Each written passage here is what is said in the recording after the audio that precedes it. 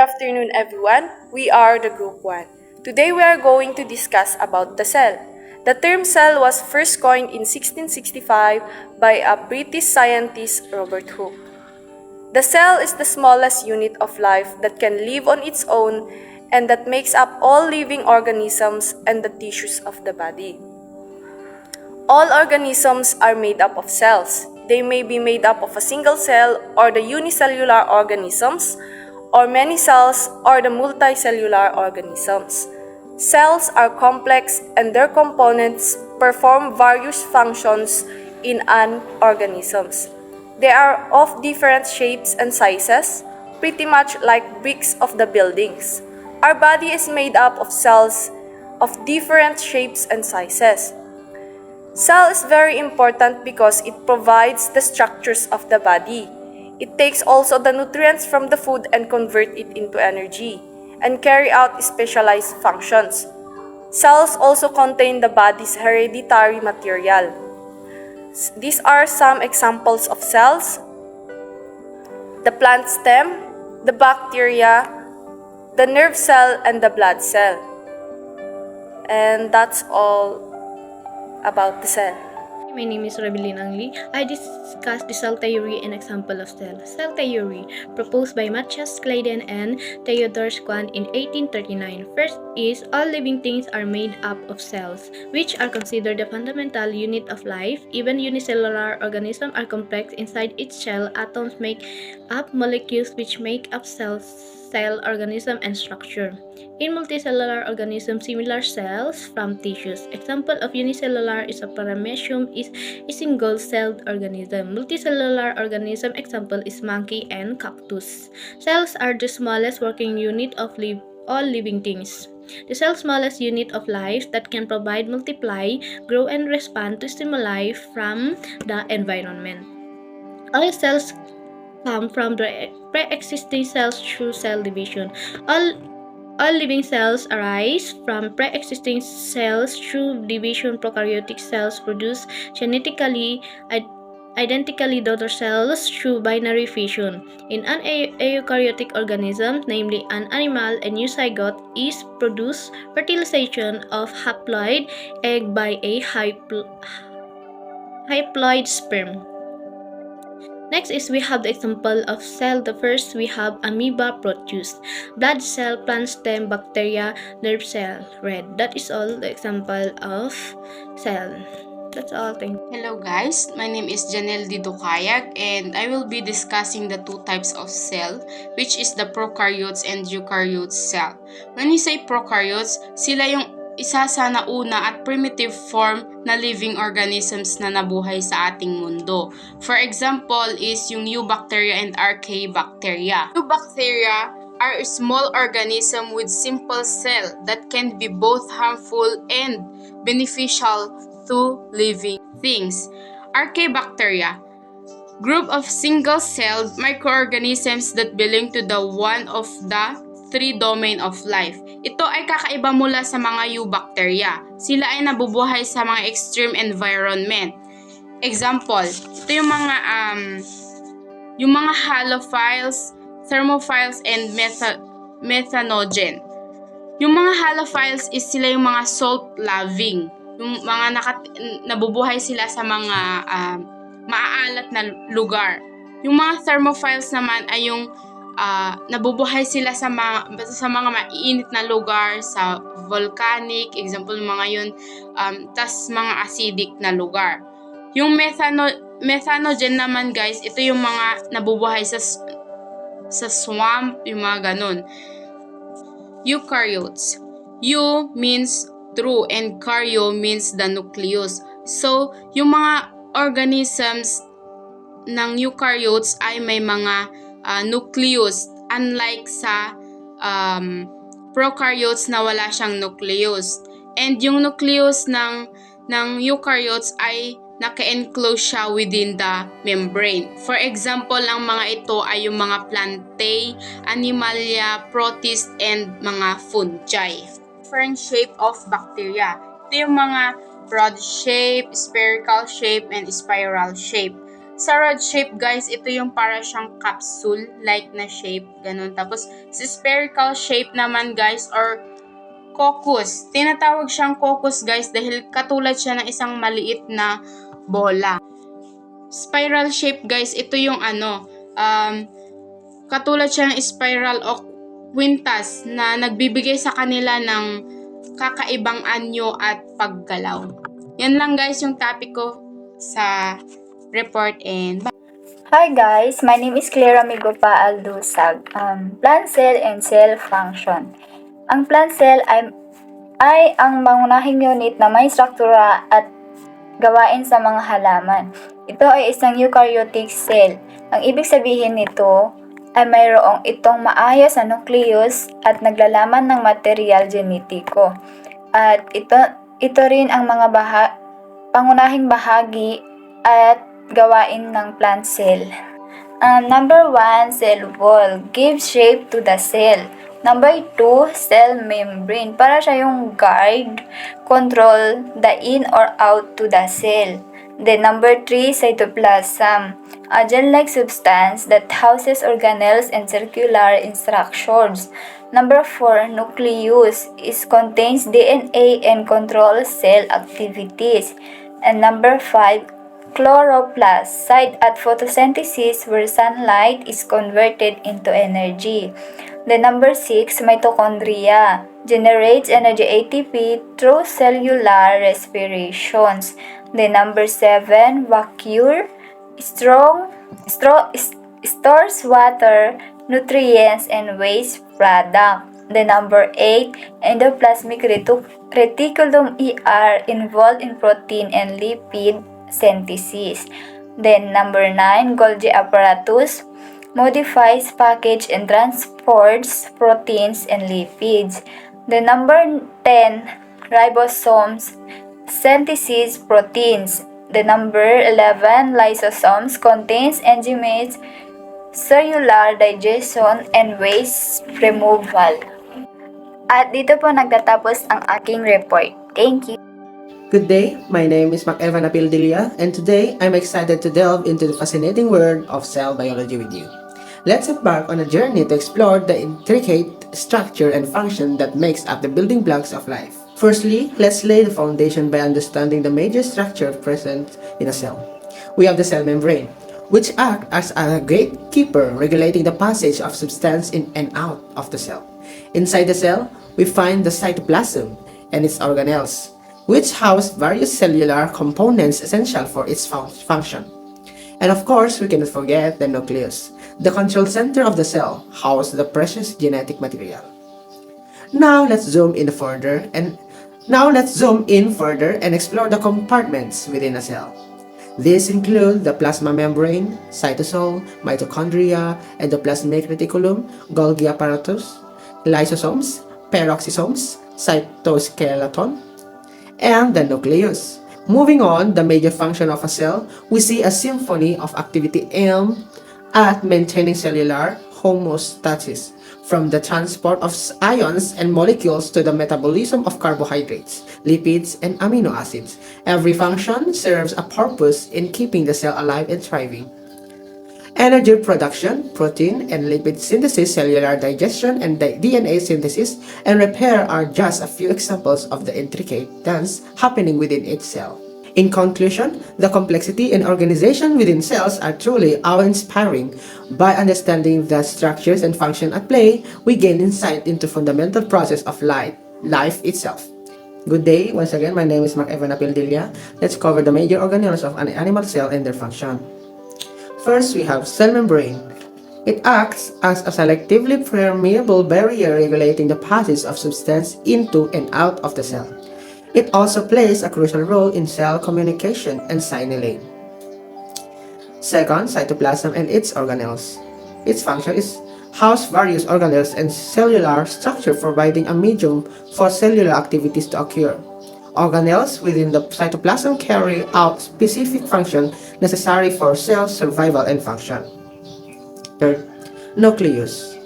It serves as the control center of the cell, containing the cell's genetic material, or DNA, and governing cellular activities such as growth, metabolism, and reproduction. Fourth, endoplasmic reticulum. It plays a key role in protein and lipid synthesis, as well as the transport of molecules within the cell. There are two types of endoplasmic reticulum: rough endoplasmic reticulum and soft endoplasmic reticulum. The rough endoplasmic reticulum, which is starred with ribosomes and involved in protein synthesis, and smooth reticulum, which synthesizes lipids and detoxifies substances. Golgi apparatus. Function: modifies, sorts, and package proteins and lipids synthesized in the endoplasmic reticulum for distribution to their final destinations within or outside the cell. Mitochondria. Often referred to as the powerhouse of the cell, mitochondria generate energy in the form of ATP through cellular respiration. They also play roles in metabolism, cell signaling, and apoptosis. Next up is lysosomes. Contains enzymes capable of breaking down various biomolecules such as proteins, lipids, and carbohydrates, and nucleic acids. Lysosomes are involved in cellular digesting, recycling of cellular components, and defense against pathogens. Next is peroxisomes. It catalyzes reaction involved in the breaking down of fatty acids and detoxification of harmful substances, particularly hydrogen peroxide. They also play roles in lipid metabolism and redox signaling. Next is cytoskeleton. It provides structure support to the cell and helps maintain its shape. It also facilitates cell movement, intracellular transport, and the positioning of organelles within the cell. In summary, each organelle within the animal cell plays a unique and essential role in maintaining cellular structure and function. Together, they form a dynamic and interconnected network that powers the complex process of life. Hello everyone, my name is Mirasol Chonchonen and today I'll be reporting about the cell cycle. So what is a cell cycle? A cell cycle refers to the series of events that take place in a cell resulting in the duplication of DNA and the division of cytoplasm and organelles to produce two daughter cells. So why is it important for the cell to undergo through cell cycle? Tapno masukatan lagay worn out cell or old cell, kailangan na undergo through the process of a cell cycle. The first phase is the interphase, which is subdivided into G1, which is GAP2 synthesis or S, and G2 or GAP2. The first one in the interphase is the G1 phase or GAP1. In the GAP1, it is usually the longest and most variable phase of the cell. The cell spends 90% of its life in the interphase and the 10% of its life in the mitosis.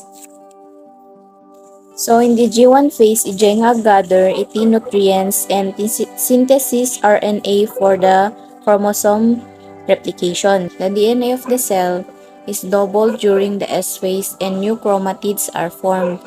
The G2 in the interphase is the cell preparation for cell division.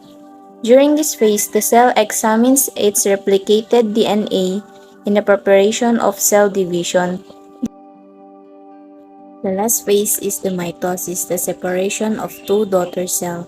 So in the mitosis, to undergo through prophase, metaphase, anaphase, telophase, and the cytokinesis. In summary, the cell cycle is a process to duplicate and separate two daughter cells. That's all, and thank you for listening. My name is Jeremy Ladiwan and I will discuss my part of our reports. This is the two types of cell division. The first one is a mitosis. Mitosis is a division somatic cells or non-reproductive cells of eukaryotic organism. A single cell divides into two identical daughter cells. Daughter cells have same number of chromosomes as does a parent cell. Under mitosis, there are four subphases. Number 1 is the prophase, number 2, metaphase, number 3, anaphase, and the last is the telophase. In prophase, They have three major events. Spindle fibers form, chromosomes condense, and chromosomes are captured by spindle fibers. Under metaphase naman is chromosomes aligned along the equator of the cell with one chromatid facing each pole. Dito metaphase nga kit naka-align nga daghay chromosomes. Tapos di spindle fibers with lang nga kit naka-connect kadaghay naka-align nga chromosomes. The third is the anaphase. The major events na dito mit lang nga kit sister chromatids separate. Tapos, spindle fibers attack to the kinetochores, shorten and pull chromatids towards the poles, and free spindle fibers lengthen and push the poles of the cell apart. Ti pinakalas nga subphases ti mitosis nga kit telophase. Kaya ti major events na dayto nga kit spindle fibers disintegrate, nuclear envelopes form around bud groups of chromosomes, and chromosomes revert to their extended state. Meiosis is a specialized form of cell division essential for sexual reproduction in eukaryotic organism.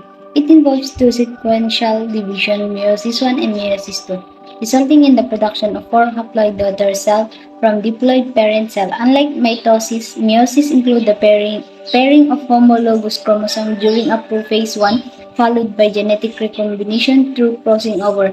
The reduction division in meiosis I separate homologous chromosome, ensuring that each daughter cell receive a unique combination of genetic material. Meiosis II resemble mitosis but involve the separation of sister chromatids, resulting in the production of four genetically diverse gametes with half the chromosome number of the parent cell.